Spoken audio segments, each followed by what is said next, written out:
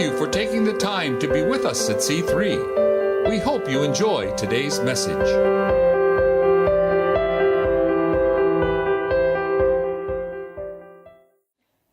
I was sitting there watching the announcements on the youth fundraiser, thinking, great, everybody here now is going to be thinking about food. I'm starving. You got to be hungry. And we're talking about lions eating people. If you have your Bibles, if you would open them to the book of Daniel as we continue our series, Succeeding and Surviving in Babylon. We left off last week, and there is a change in the world power. The year is 539 BC. Probably would have been like any other day. Day like today without snow. Sunny. Started pretty normal. Although inside the city, Babylon was very aware that there was a threat outside. That Cyrus and the Medo-Persian army had amassed across the river. They were completely unaware of what the day was going to bring. Cyrus had a regiment leave the area and go down river, and what their job was and their assignment was to punch a hole in the Euphrates River, one of the greatest rivers in the world. Very deep, very wide, uncrossable. Babylon was built right over and around the river. Babylon as a city was impenetrable. So inside, they felt extremely safe. The whole idea of King Belshazzar was that Cyrus would get bored, confused, and discover that this city could not be taken and would eventually withdraw and go back to his home. And Babylon would continue as a much smaller empire, but they would be safe. So he decides to throw a feast and throws this massive party to show everybody inside the city that all is well, that we've got this under control, don't worry. Meanwhile, hard at work is a regiment that is just digging and punching holes in the river, and the river is draining into the lowlands to the point where the river will drop to a depth that some people estimate around 3 feet, and the Medo-Persian army will just walk right into the city. And the whole empire will fall on that particular evening. As we know, on the wall is written that the time is up for Belshazzar. He will die later that night. Daniel's the one who interprets. Daniel is given a position of the third-ranking member in the Babylonian government. And lo and behold, in comes Cyrus. Daniel must disappear back to his home. And Belshazzar and the leadership group is killed that evening. And there is now a change that takes place in government. And we're going to find what happens to Daniel, as now he's going to remain in Babylon, but now he is going to be in service to the Medes and the Persians of King Darius, or Cyrus, depending on the name that your Bible will have. So, beginning in verse 1, we're going to read through the story that is known as Daniel in the Lion's Den. Now, when I was a kid, I always thought this was kind of a cool story. And you see Daniel usually portrayed as kind of this young guy, and he's thrown in the lion's den, and he's seen there petting the lions, and all the lions are super friendly, and you read the kiddie books and all of that, and it's usually a page or two, and it's a really nice story, and it just shows how great God is in all of this. But you forget the actual historical narrative of it. By the time that this takes place, Daniel is about 85, 86 years of age. He's at the last 3 or 4 years of his life. Daniel, as we know, never makes it back. to Jerusalem, never sees it again. He will live his entire life from age 14, 15, 16, somewhere in there, all the way until his death in Babylon. We've looked through some of the history as to whether or not Daniel was a eunuch or not. There's no evidence that Daniel was ever married, had any kids, anything. Daniel is just this guy who gives us a lesson in the first 7 chapters on how you live in very oppressing times, how you succeed in a government that is ungodly, how you succeed and survive in a culture that has pushed God aside and worships anything and values things that are so anti-godly. They judge success by how much money they make, what kind of power they have, what kind of position they hold, and how they get ahead at any cost. Daniel will be this guy that will be trained in the finest that Babylon has. He will go to the finest schools, he will eat the finest food, he will wear the finest clothes. And he will use the gift that God has given him to serve an ungodly king. Not 1, not 2, not 3, not 4. He will serve a plethora of kings, and he will serve 2 dynasties. And he will continually be the right-hand man of the most powerful man in the world. And yet his integrity and his character are unbending. He refuses to be formed into the culture of Babylon or of Persia. He is a guy that shows us the transformation process and how God uses you to change those in your world. So, change in power, beginning in verse 1, chapter 6, entitled Daniel in the Lion's Den. How does he get to the lion's den? Well, it seemed good to Darius, who is Cyrus, different name. This is not Darius the First. This is Cyrus, to appoint 120 satraps. Satraps would be the governmental equivalent of mayors. So the question here that Cyrus has is when you overthrow a world power, what do you do? And how do you divide this up? Because at this point, Babylon was the greatest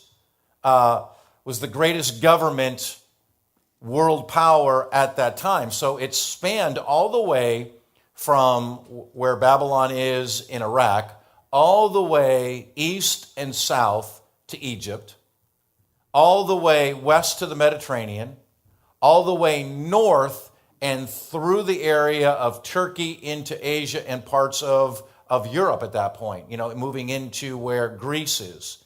And so in this massive area steps Cyrus.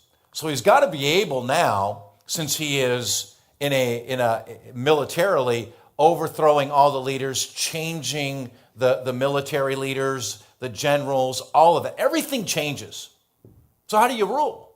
So what he decides is that he's going to take all of the territory and the kingdom of Babylon, that is now the kingdom of the Medes and the Persians, and he's going to appoint mayors over certain areas. So he's going to take everybody that is either a Mede or a Persian and replace those in leadership who are Babylonians by absolutely killing them. So they step in. So that will give him a sense of control, of delegated authority, so that his power, his will can be exercised through the kingdom. And those people, those 120, would be charged of the entire kingdom. And over them now, because we're not necessarily going to trust 120 people to be, just men of great integrity, he's going to make sure that there is some accountability. So over the 120, he's going to put 3 commissioners, which would be like governors in our area. So they're going to be a little bit higher on the chain. And then he will be in charge of the 3 governors. Now, Daniel is one of them. So right away, Daniel lets us know that he survives the military uprising. And he is somehow brought into this. And not only is he brought into it, but for some reason he ascends to one of the highest positions of all of that. How many people know right off the bat that's going to be a major problem for Daniel? Because he is neither a Mede nor is he a Persian. He's not a Babylonian, he's a Jew. So guess what's going to happen? We're going to discover right away that the people that are in power are going to resent him and really try to figure out, why is this guy, who is this guy to rule over us?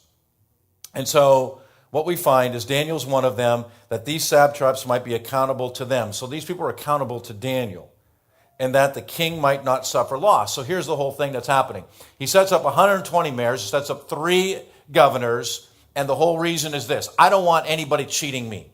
So these people are going to be collecting taxes, they're going to be establishing rulership, and so his fear is that they wouldn't steal from him, nor would they get together and say, let's kill the king.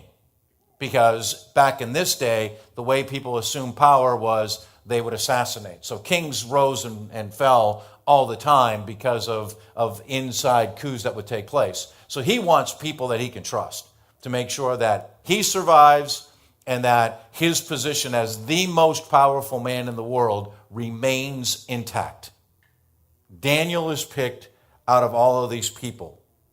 So, verse 3, then this Daniel begins to distinguish himself among the commissioners and satraps because he possessed an extraordinary spirit, and the king planned to appoint him over the entire kingdom. So all of a sudden now, days are passing, weeks are passing, a month is passing, 2 months are passing, 3 months are passing, and the king starts noticing Daniel. Now, how in the world, the question that we have to answer first is, how did Daniel survive all of this? Daniel, as the third ranking member, albeit for about 6 hours, should have been killed. So if you are a person who reads between the lines, as the feast was going on and Daniel at the end of chapter 5 was given all that, the nice clothes, the crown, the gold chain, all of that, my guess is Daniel just simply took it and walked back to his house. And as the Medes and Persians came and sacked the city, they got to Daniel's house and they had no idea who he was. Daniel is brought before Cyrus, and there's something about Daniel. Just something about this guy that Cyrus couldn't kill him. So as Cyrus is establishing his kingdom, some of the people close to him must have said, you may want to kind of keep an eye on this guy. This guy has been here forever, his entire life. At the time that Daniel is appointed, he's been living in Babylon for 66 years. And so people begin to say to him, look, this is a guy who's got unbelievable wisdom. This guy has served all the way back to Nebuchadnezzar. Nebuchadnezzar handpicked this guy.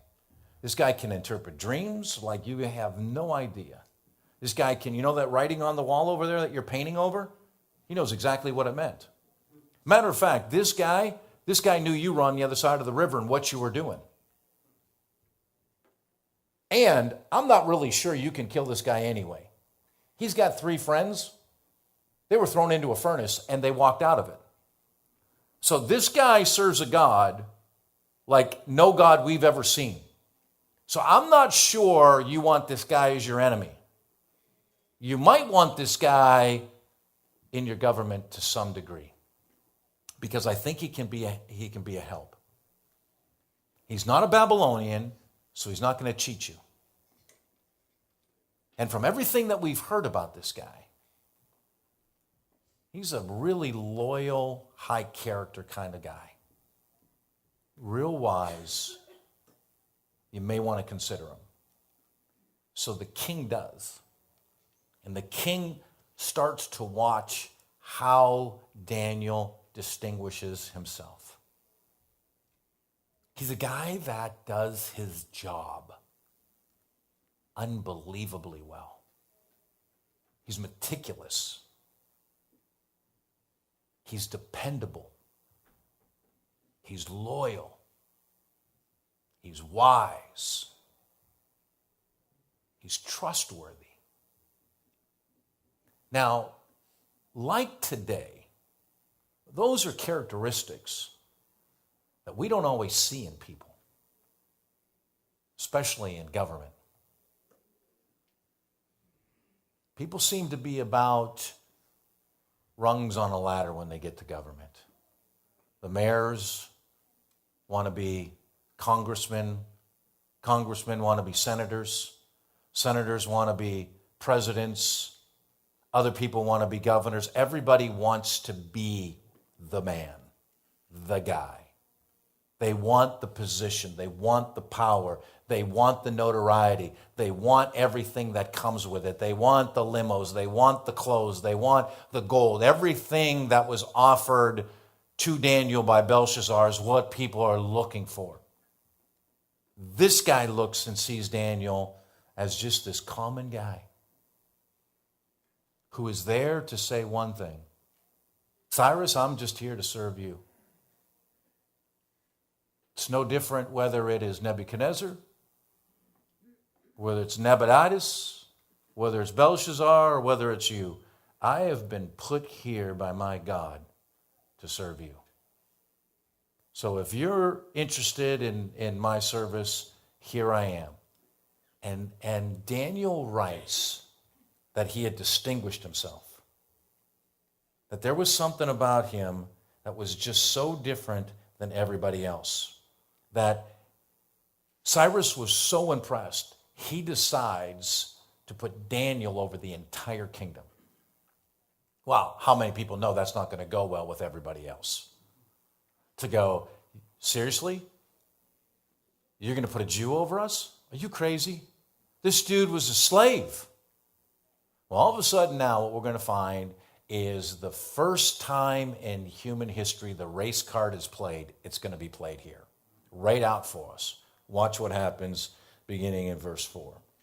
Then the commissioners, those governors, and the satraps, the 120 mayors, they began trying to find ground of accusation against Daniel in regard to government affairs. But they could find no ground of accusation or evidence of corruption, inasmuch as he was faithful, and no negligence or corruption could be found in him.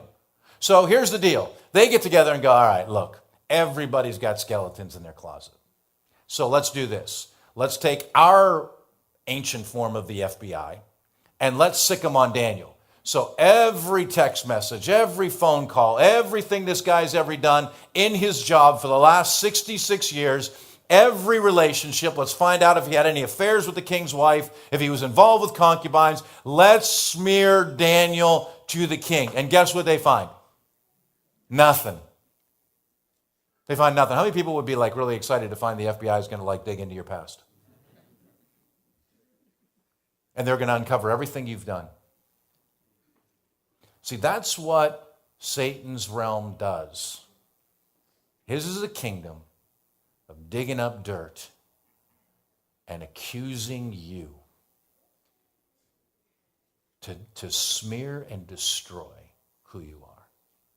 Here is Daniel giving us a little picture of how we succeed in this world. And so they're looking and they're looking and they're looking and they're looking, and they are so frustrated because they can't find one piece of dirt on this guy. Nothing. So you can imagine they're going, oh my gosh, what are we going to do? No evidence at all. Then, verse 5, these men said, we're not going to find any ground of accusation against this guy unless we find it against him with regard to the law of his God.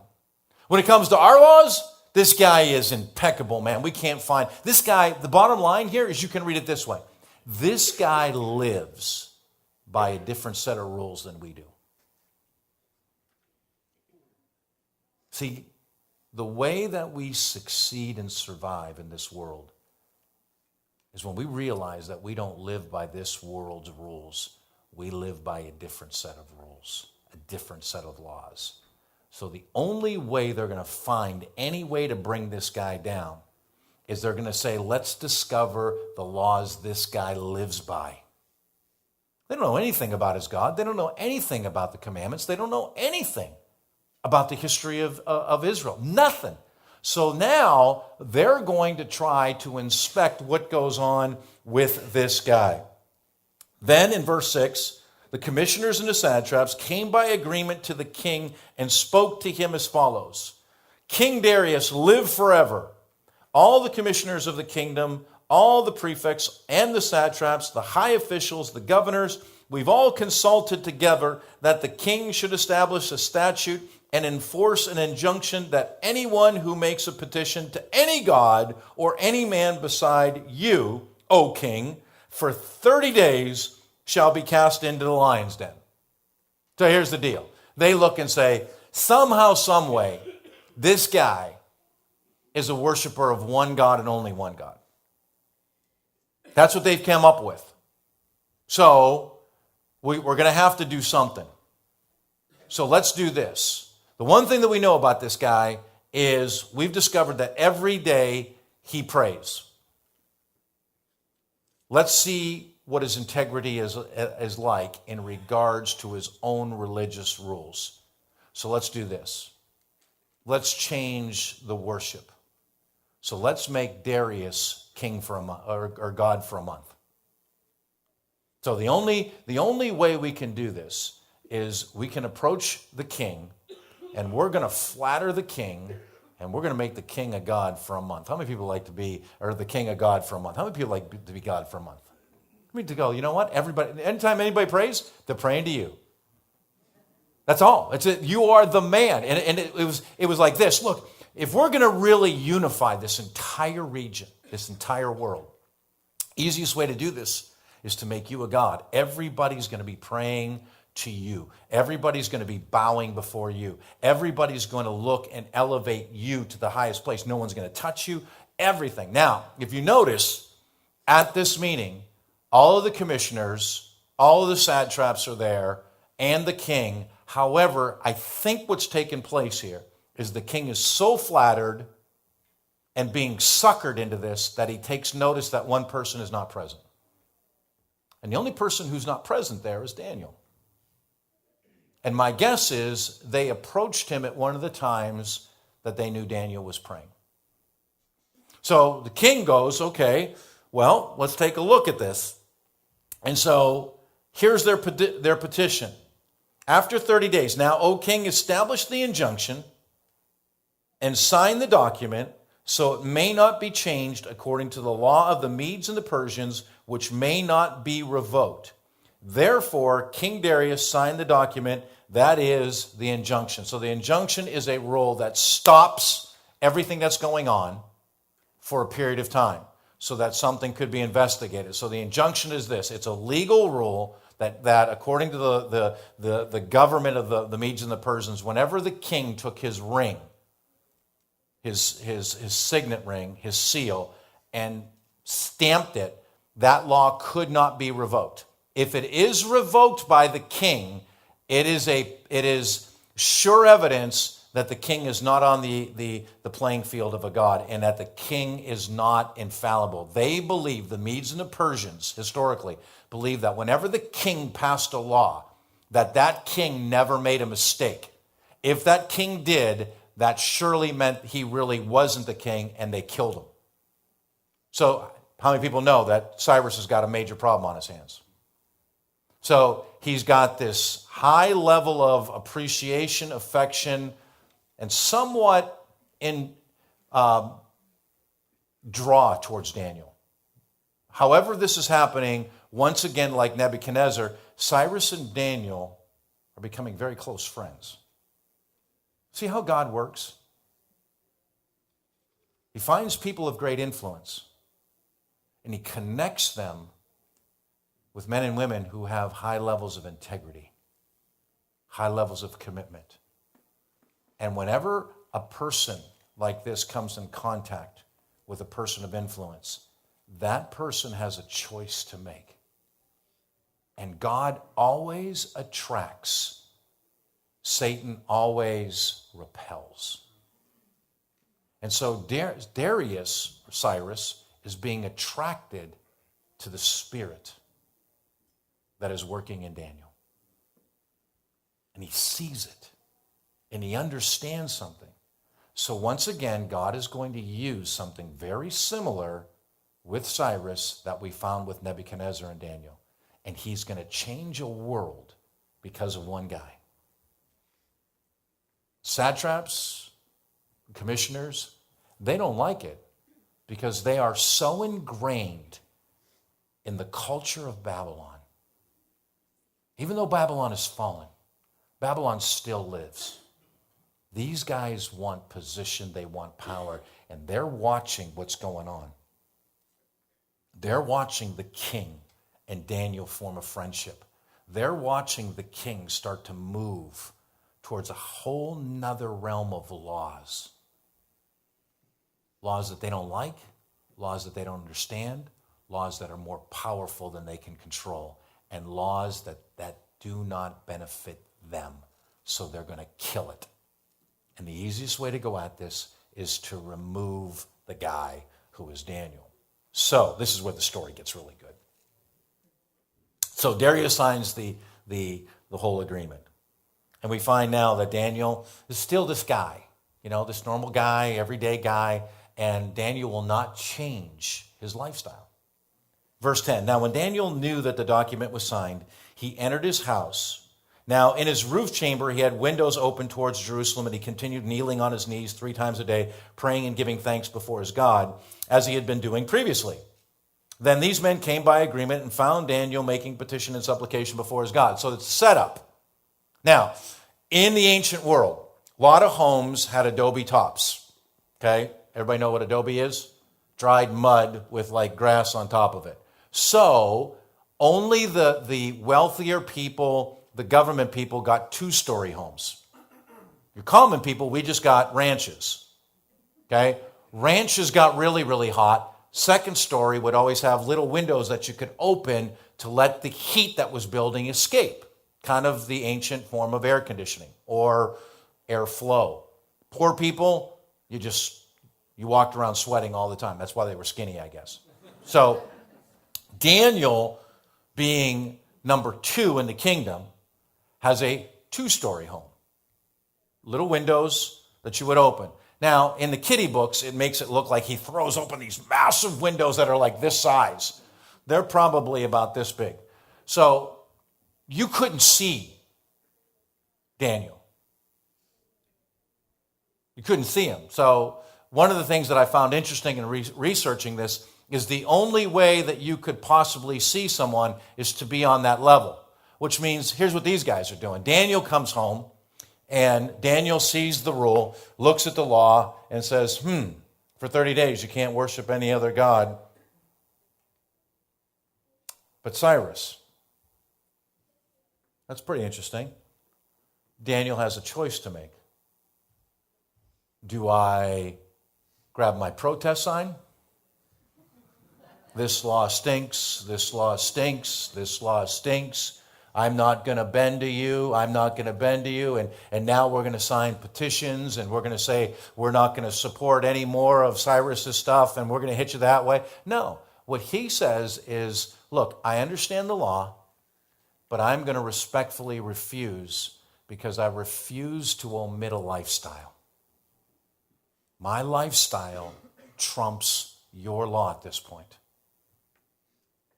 And so Daniel does what Daniel has done for 66 years. He goes home at his lunch hour,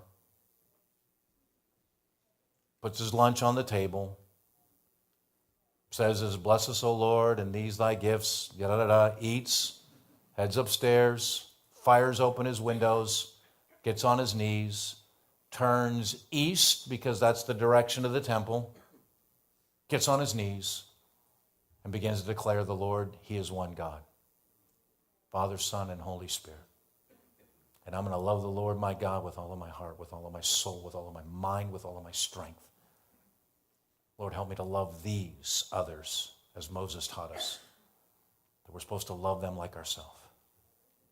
And as he's praying, flip the switch now and turn the scene. Meanwhile, as the lights kind of darken on Daniel, they come up over here, and you find a couple commissioners and a couple mayors shimmying up some palm trees. Palm trees are leaning, they're right across. All of a sudden, aha! We got you. We got you. You're praying. Let's get down. And they run to the king. So they're running over to the king, and watch what happens. Verse 12. Then they approached and spoke before the king about the king's injunction. Hey, king. Now, we're talking 30 days, right? So we're going to say this is probably about midpoint, so 15 days. They're going to show up. So they let Daniel kind of run a little bit so that Daniel's guard would be down. And they show up and say, hey, king, didn't you sign an injunction? Did we forget about something? Did you sign an injunction, by the way, that any man who makes a petition or prays to any god or man besides you, O king, for 30 days is to be cast in the lion's den? Is that true? The king looks and goes, well, yeah, it's true. You guys were here. It was your idea.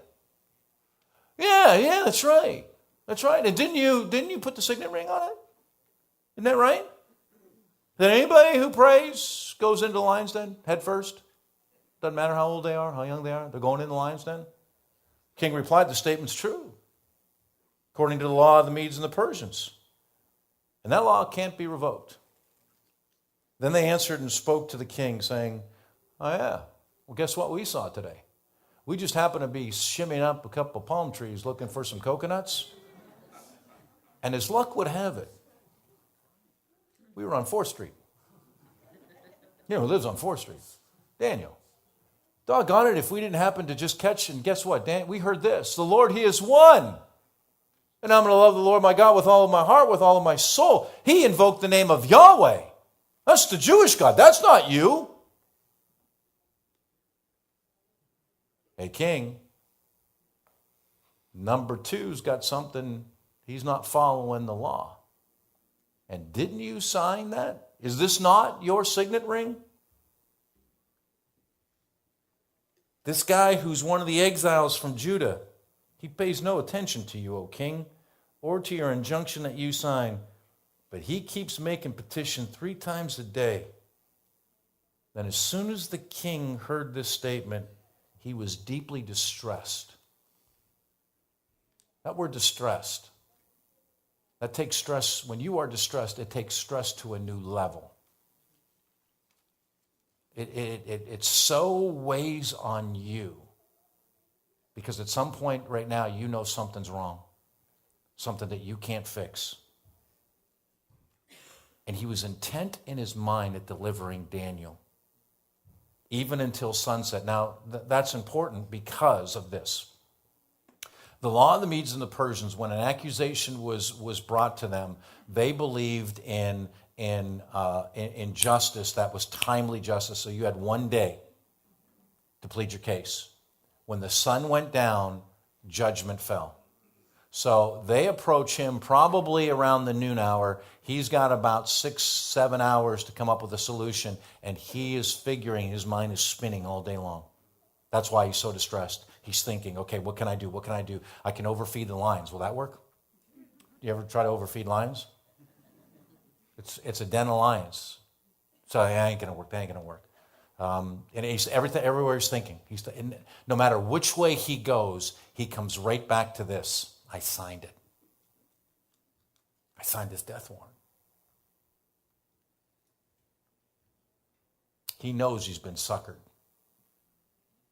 at this moment. He knows he's been set up. He knows Daniel's been set up. All of a sudden, he realizes Daniel and I are done. So they put me in this position. It's either me or it's Daniel. And all day long, he's trying to figure out how to rescue his friend, how to save his friend, how to get his friend out of this.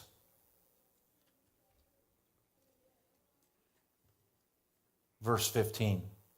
Then these men come at sunset by agreement to the king and said, hey, king, remember, this is the law of the Medes and the Persians, that no injunction or statute which the king established may be changed. Then the king gave orders, and Daniel was brought in. He was thrown into the lion's den. The king spoke and said to Daniel, and this is probably the most important part of all of this. He says, Daniel, your God whom you constantly serve. You want to underline that, constantly. Daniel, the God that I have watched you serve 24 hours a day, 7 days a week since the moment I've met you. There's something in me that knows this. He himself will deliver you. In the same way that he himself will become the sacrifice for all of us, he himself will deliver you, Daniel. And the entire world's going to see it. And the entire world is going to hear about it. And the entire leadership group is going to see it. And this whole world is going to change because you're different than everybody else. I know it. I know it. I know it. I know it. I hate to do this, but I believe your God himself will step in and deliver you. It's the guy who has accepted the role of God. It's phenomenal to me. Most powerful man in the world is talking to Daniel. I don't want you to worry because I'm believing in your God now. I've discovered I'm no God. I'm really nobody. What I see in you is the guy I want to be. I have the title God, but I ain't no God. Your God is God. And I want everyone to know and see what I see in you. Guy's 85 years old. Bam, into the lion's den he goes. King seals, they roll a stone, sounding very similar to Calvary. They seal it, just like the Roman army does, so that nothing would be changed in regards to Daniel, which means nobody can come and steal him. Nobody can come and let him out. He's stuck in there. Then the king went off. You can imagine the king. Probably the first time this king has ever prayed to Daniel's God. Oh God, if you're really God, please, please, please. He spent the night fasting. There's one thing kings never do.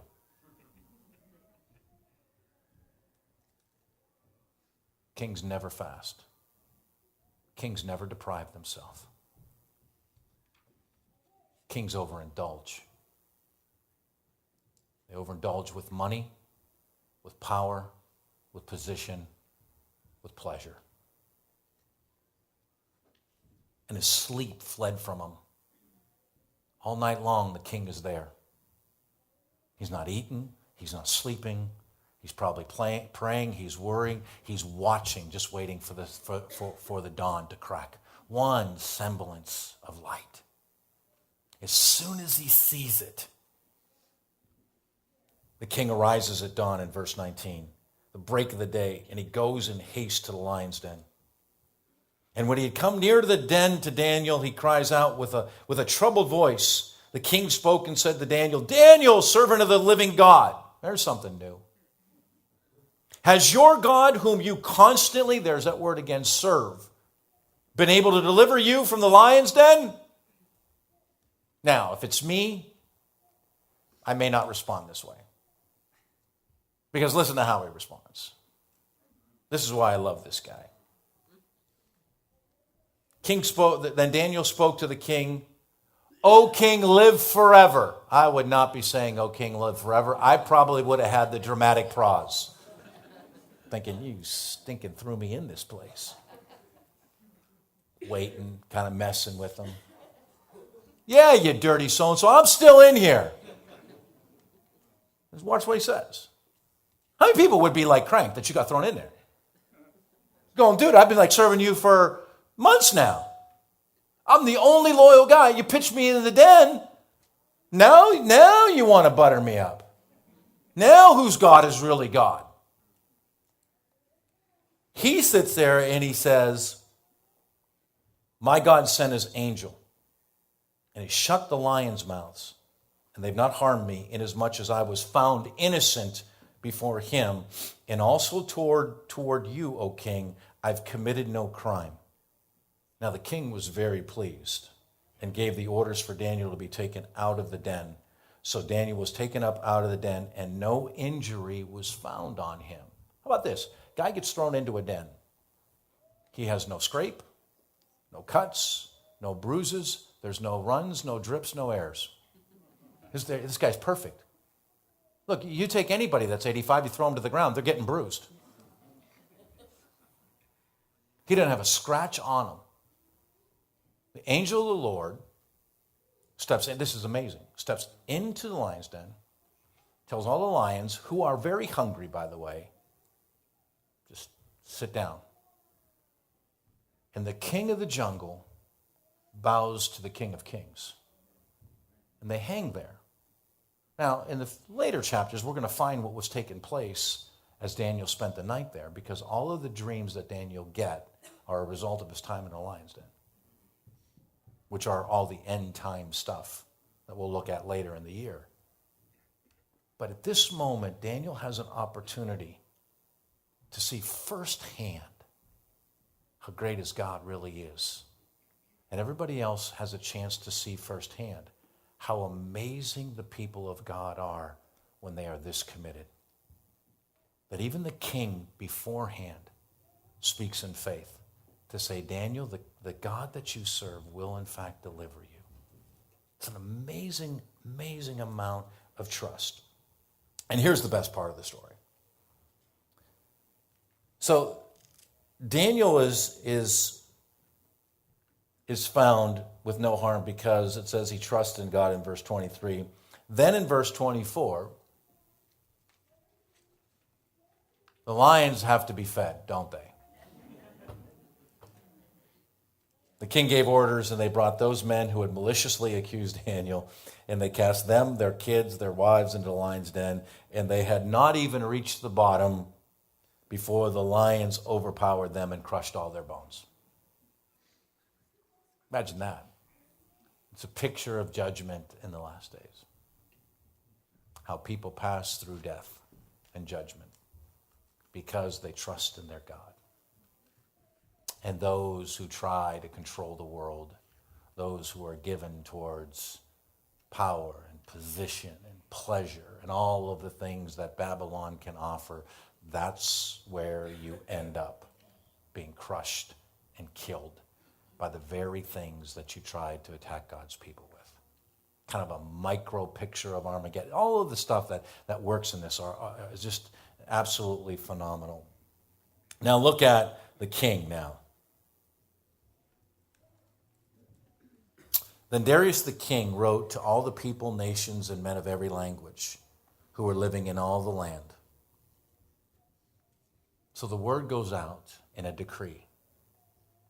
And he says, I now make it. It says to all these people, may your peace abound. Kings never are interested in peace abounding, are they? The only one who's interested in peace abounding is known as the Prince of Peace. All of a sudden, the king now is moving towards life in the family of God. And now, instead of extracting and power, he's interested in peace for people. He's interested in justice. He's a man that's walking humbly with his God. He's interested in mercy. All the things that Micah will have said, this is what God views as good. The king is now doing and writing and making it a law. He says, I make it a decree in the dominion of my kingdom that men are to fear and tremble before the God of Daniel. For he is the living God and enduring forever. And his kingdom is one in which will not be destroyed. And in his dominion it will be forever. He delivers and rescues and performs signs and wonders in heaven and on earth, who has also delivered Daniel from the power of the lions. And so this Daniel enjoyed success in the reign of Darius, in the reign of Cyrus the Persian. He says, look, here's what I learned about God. I've learned that this God is not like the other gods. This is not a God that we control.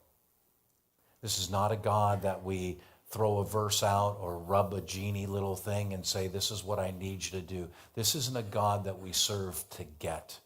This is a God who is to be feared. This is the God of gods. This is the God who raises up and brings down. This is the God who's in control of all of this. This is a God who's got a kingdom that is greater than any kingdom in this world. This God overrules and is to be feared. He is a God who is all-powerful. He is a God who is all-knowing. He is a God who's everywhere present. He is a God to be feared and worshiped forever because he, in fact, is the creator of all of this. He writes with limited, if any, theology, one of the greatest aspects theologically of who God is. Just from what? Hanging out with his friend Daniel. Just from what he saw in Daniel. And think of all the people that had watched Daniel. I mean, Daniel, for 66 years, guys, not one blemish on his record. For 66 years, loyal, unbelievable loyalty to a godless government. For 66 years, he showed up every single day, and he was the pinnacle, the poster child of how to do your job. For 66 years, he interprets dreams. For 66 years, he doesn't pout. He doesn't sit and wallow about how his life is a crap life, that he got dragged out of his life and he got brought over to here and he's never going to get home. He didn't sit there and go, I don't have anything. Look at my life. For 66 years, this guy just served and served for 66 years. He prayed 3 times a day. For 66 years, he sees God move in his life, but never discovers the ultimate freedom that everybody else will get. Not 2 years after this date.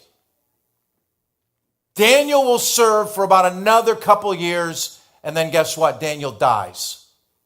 After Daniel dies, Darius the First will send Israel back. 70 years. He'll miss it by about 9 months. His entire life from 14 on is going to live in complete captivity, complete oppression, but he serves that. He shows us that if you want to survive in modern Babylon and succeed, then there's 3 things you need to do. And that's what I want to leave us this morning very quickly. First, being a follower of Christ involves us doing our job really well. It's the guys and the girls, the men and the women who take their faith with them Monday through Friday. That they serve their masters, their employers, incredibly well. In their relationships, as parents, as children, students, teachers, they do their job really well. They're respectful. They submit. They obey. They don't complain. They do their job, and people see Christ reflected as a result, just like they did in Daniel. Secondly, you understand that your past performance, Daniel didn't start as number 2 in the kingdom. Daniel started as a kid that was dragged out and just continually showed himself loyal, faithful, trustworthy, submissive.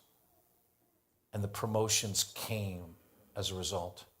He succeeds because he was faithful to God, and his faithfulness to God just kind of oozed out into faithfulness of the government, even though it was godless.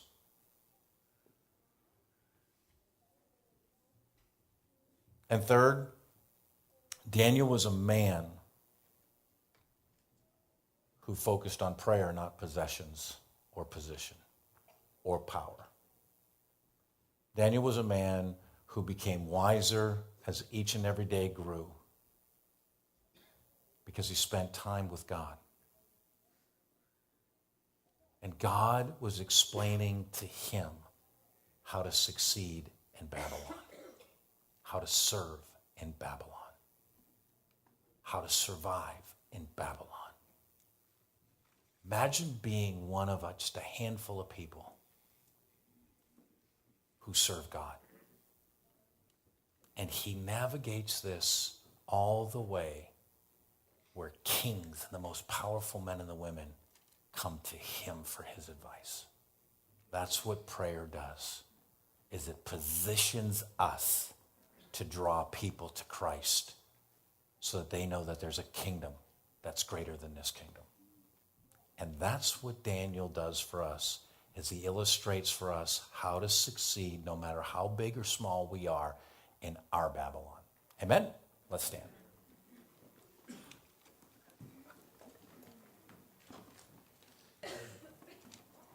Father, this morning, we just ask that as we prepare to go, that, Lord, that we would be able to learn from Daniel this morning that no matter what this world throws at us, the very worst that it would throw at us, no matter how much it tries to throw us into places of death, you are the God that always delivers. You're the God that always remains faithful, that rescues us. And so, Lord, no matter what people are dealing with here, I just pray this morning that as we prepare to leave, that, Lord, that you will take this simple story and it will become an encouragement for all those who stand in this world.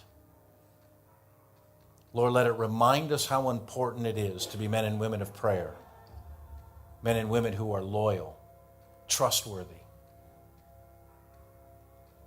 honorable, obedient, submissive, so that you can be seen through our daily lives.